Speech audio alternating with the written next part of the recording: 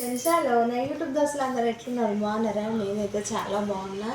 ఇవాళ నైట్ మేము మా డిన్నర్ ఏంది తెలుసా, జొన్న రొట్టెలు ప్రిపేర్ చేస్తున్నా అక్క వాళ్ళ ఇంట్లో. ఇక మా జొన్న రొట్టెలకి కర్రీ ఏంది తెలుసా, ఇదేమో మా ఇంటికి నాకు మా ఆయనకు కట్టేసుకున్నాం టిఫిను. క్యాలీఫ్లవర్ కర్రీ వండినమాట. జొన్న రొట్టెలలో తింటే మాత్రం చాలా సూపర్గా ఉంటుంది, అందుకనే క్యాలీఫ్లవర్ వండిన. జొన్న రొట్టెలు మాత్రము కాల్చేటప్పుడు అయితే చాలా బాగా కాలవాలి. మనం సగం సగం కలిస్తే కడుపులో నొప్పి వస్తుంది సరిగ్గా కాలకపోతే. ఈ పచ్చజొన్నలు అనమాట.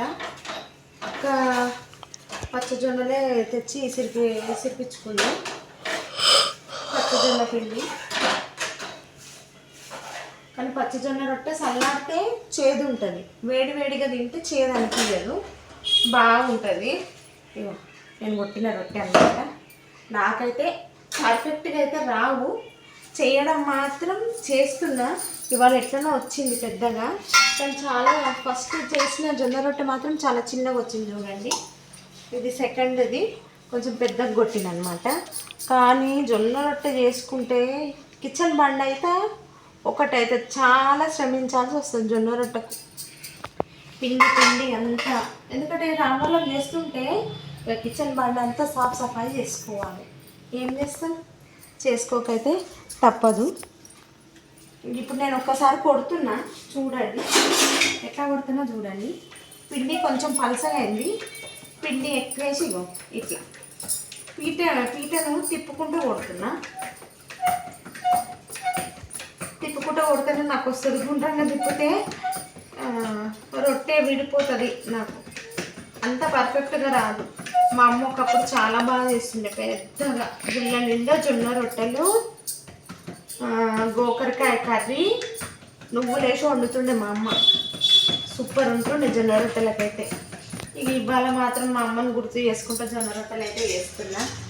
సత్య స్వర్గాలు ఉంది. కానీ మా అమ్మ మా చిన్నగా ఉన్నప్పుడు రోజు మాకు సాయంత్రం పూట ఒక జొన్న రొట్టె, ఒక కూర ఫ్రై అది చేసి పెడుతుండే. వాళ్ళు ఏది చేసి పెట్టినా అప్పటి వాళ్ళని తిన్నాం. ఇప్పుడు పిల్లలకు, మా పిల్లలకు మేము ఏదైనా చేసి పెడితే జొన్న రొట్టెనా, మేము తినమని అంటారు.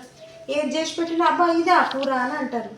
కానీ ఏం చేస్తాం, ఇక అప్పుడు ఇన్నంత మన మమ్మీ డాడీ వాళ్ళ మాట ఇప్పుడు పిల్లలు వినడం చాలా కష్టమైపోయింది.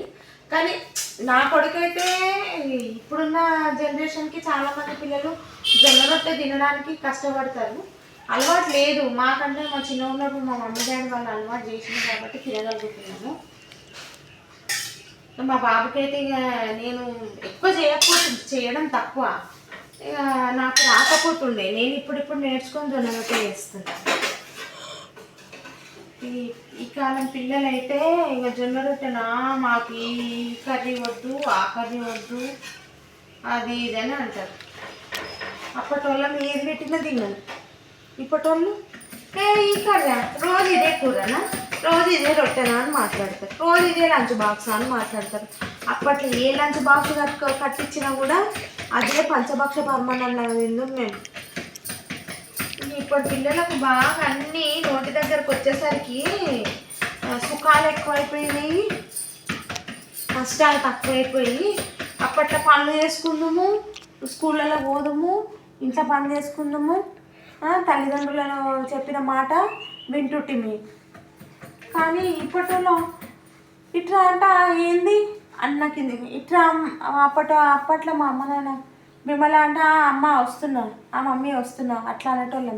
ఇప్పుడు ఏడికి పోతున్నట, ఏడికిలే అని సమాధానం చెప్తారు. రోజులు మారిపోయినాయి, ఏం చేస్తాం.